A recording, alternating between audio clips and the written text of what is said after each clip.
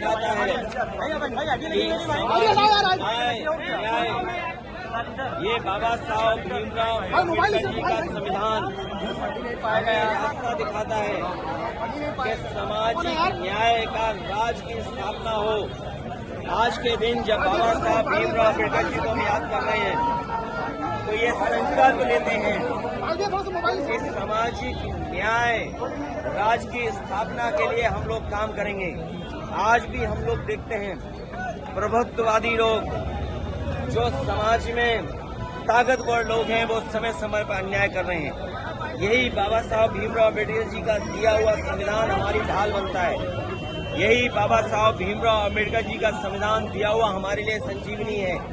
और हम लोगों ने कई मौकों पर कहा कि अभी तक बाबा साहब भीमराव अम्बेडकर जी के इस संविधान ने पीडीए समाज को सम्मान दिलाया है, उनका हक दिलवाया है। आने वाले समय में हम पीडीए परिवार के लोग मिलकर के बाबा साहब भीमराव अम्बेडकर जी का संविधान को बचाने का काम करेंगे। ये वही संविधान है जो हमें शिक्षा में, ये वही संविधान है बाबा साहब का जो हमें नौकरी में आरक्षण दिलाता है।